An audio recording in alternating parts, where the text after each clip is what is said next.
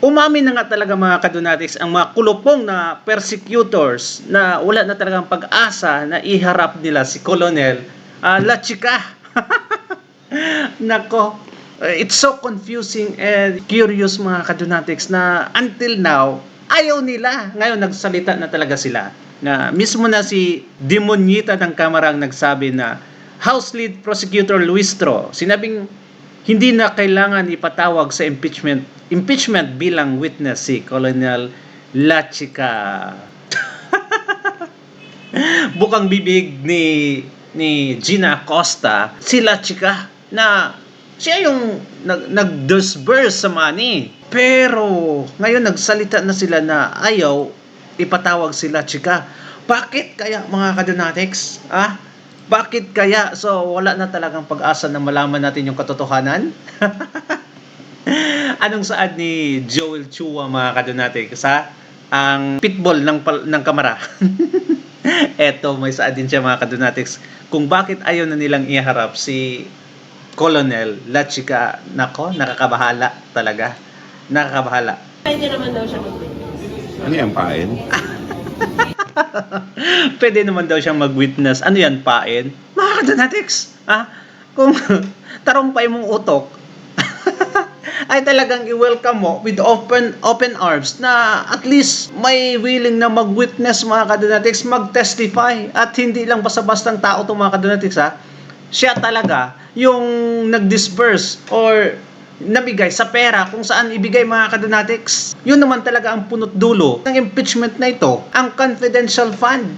And here comes the person who is willing to testify mga kadonatics kung paano niya inilatag or dinisburse yung pera. Ayaw mong tanggapin. Akala ko ba gusto niyo ng katotohanan?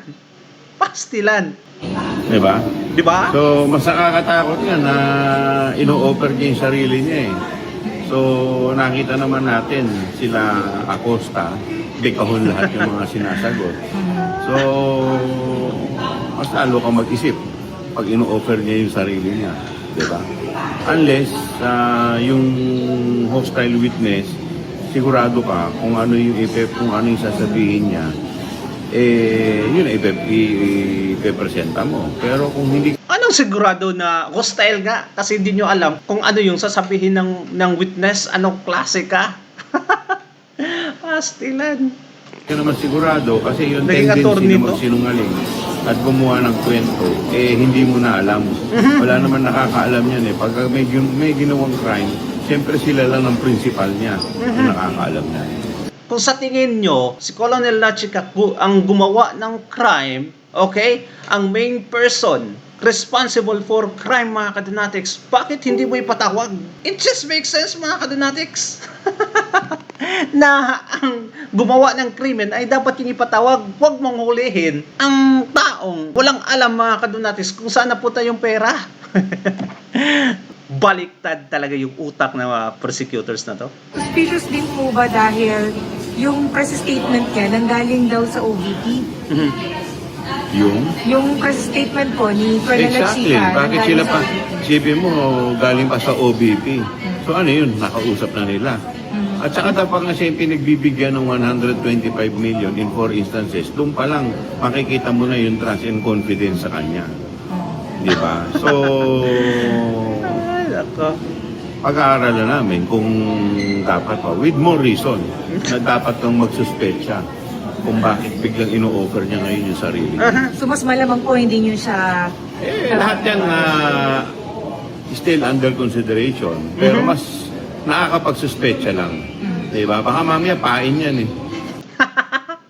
Takot na takot, mga kadonatics, na mabulgar yung kabastusan nila, yung panggagago nila kay Inday Sara Duterte. At for your information, Pitbull Chua, hindi ini-offer ni Lachica yung sarili niya. Lumabas lang sa media, itong mga kulumog na media na ito, na bakit hindi iharap na lang si Colonel Lachica, dahil yan naman yung bukang bibig ni Madam Gina Acosta. Ang reaksyon ni Colonel Lachica, mga kadonatics, ang sabi niya na I'm willing naman to be a witness. Willing siya in response sa mga lumabas na balita na bakit hindi siya ipatawag. Hindi ini-offer, mga kadonatics. Pastilan talaga. Paano po yung kay Colonel Nolasco? Kasi parehong circumstance, sir, Exactly. Yan Diba? din. Tsaka hindi na yung statement lang ni Acosta tsaka yung statement ng mga COA, maliwanag na yung mga violation eh. Diba? Otherwise, hindi na yung AOM hindi na umabot sa notice of this sa notice of suspension, sa notice of disallowance kung na-produce naman nila yung mga resibo na hinihingi sa kanila. Pastilan. Kung dumaan lang sa akin ang pera, mga kadonatics, at binigay ko sa isang tao, wag nyo akong imbestigahan. Yung taong, yung tao talaga, yung last person na humawak ng pera, yun yung dapat nyong ipatawag. Mga ugok, baliktad yung utok. Ay, nako. Takot yan. Takot na takot, mga kadonatics. At eto, Rapi Tulfo. Rapi Tulfo at itong mga Tulfo brothers, mga kadonatics, sobrang bastos talaga. Bago lang nag-announce si Chis Escudero na refrain from saying those terminologies, mga kadonatics, stupid, sinungaling sa witness if you're a judge. Kakatapos lang, mga kadonatics, the same day nung nagtanong itong mga kumag na babaerong Tulfo, nilabag agad yung ruling ng presiding officer. Ito nga po yung nakakalungkot, di ba? Parang kalalatag ko lang nung patakaran. Kakalatag lang. Senator Judges po ang lumabag. Yun yung nakakalungkot. Kaya nga pinaalala ni presiding Senator Judge Escudero, ni Cheese, yung kanilang oath na nung sila ay bago mag-umpisa ang impeachment trial, lahat ng senator judges ay nanumpa.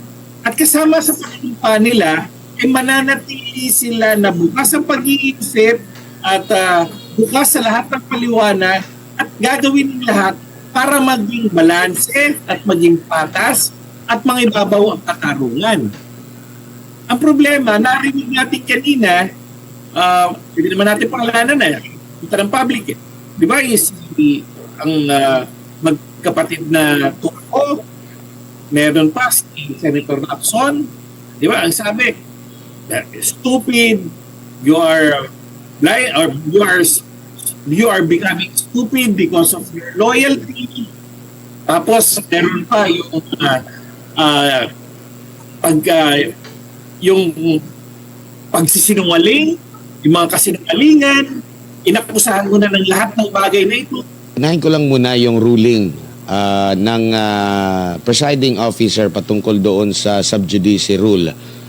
Parang meron din atang nakalabag agad-agad doon sa mga senator judge. Ano po masasabi niyo po rito, and tingin niyo po napapanahon na ito at mahaba-haba na rin yung naging pasensya na pinagkaloob ng impeachment court, lalong-lalo na sa panig ng mga senator judge at ng prosekusyon?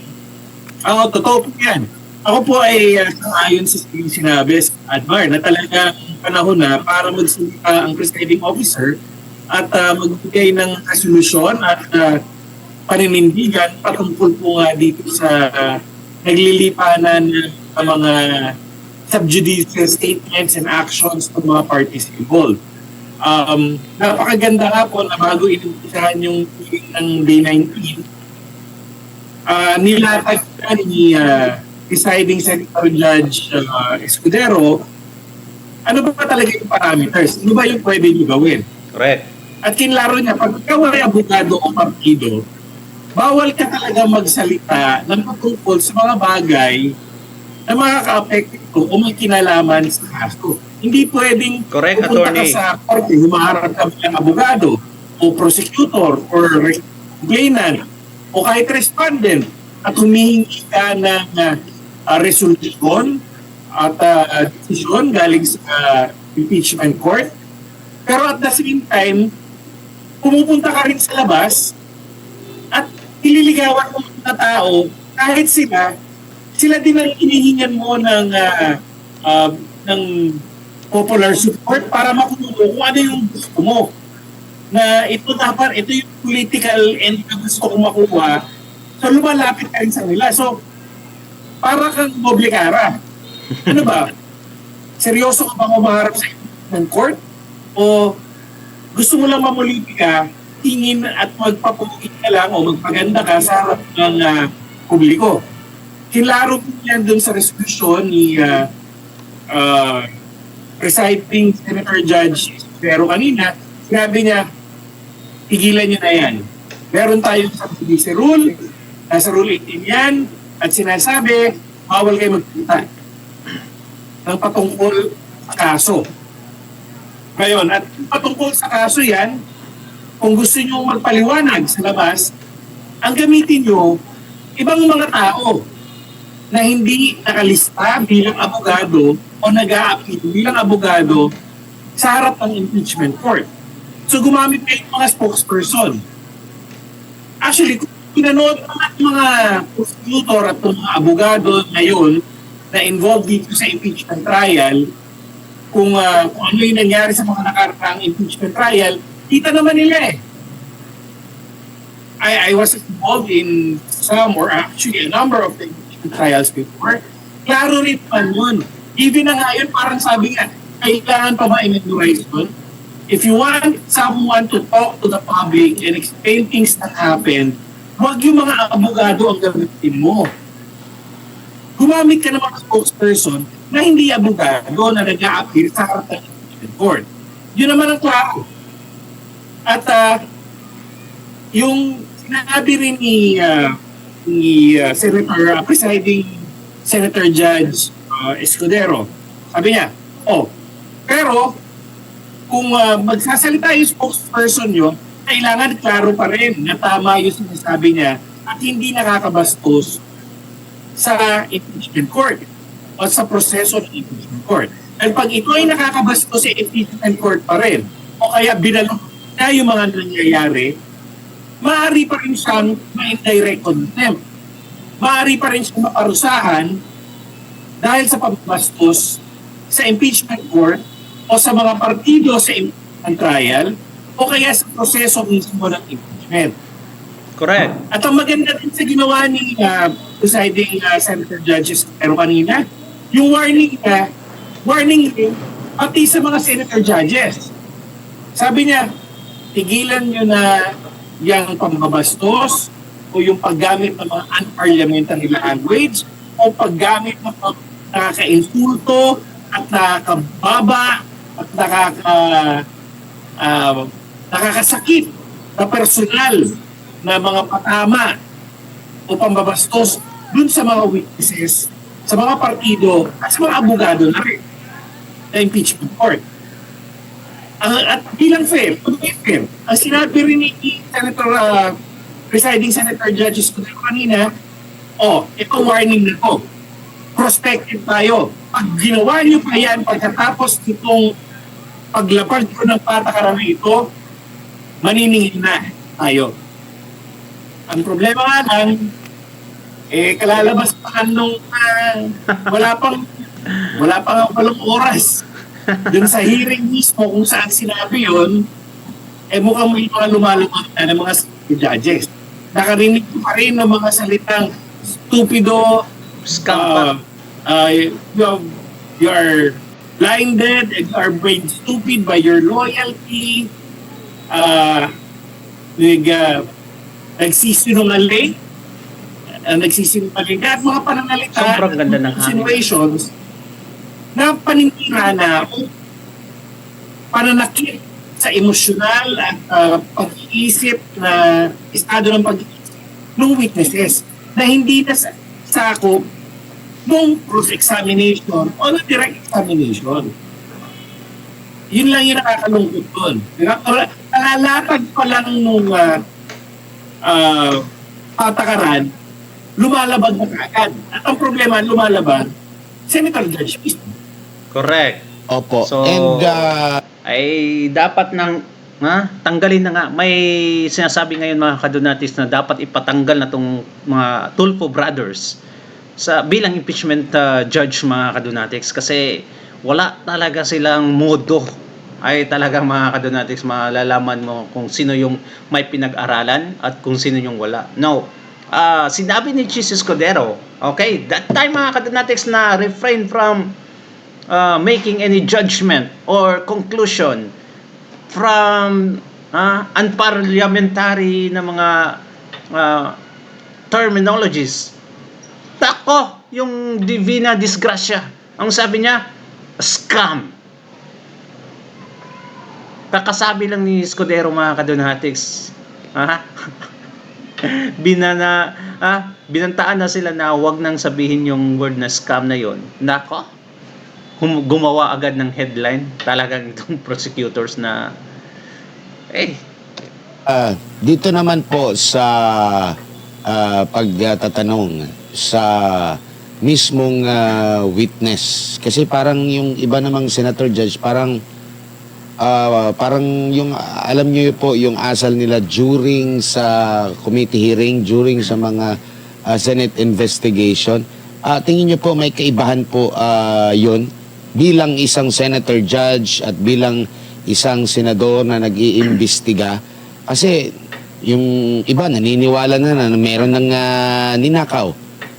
Kahit na ongoing pa, hindi pa nga na-exhaust yung lahat ng mga remedy sa COA, wala pang final decision yung iba doon. Tapos eto nga, nilapit nga sa impeachment court, hindi pa nga nailalatag lahat.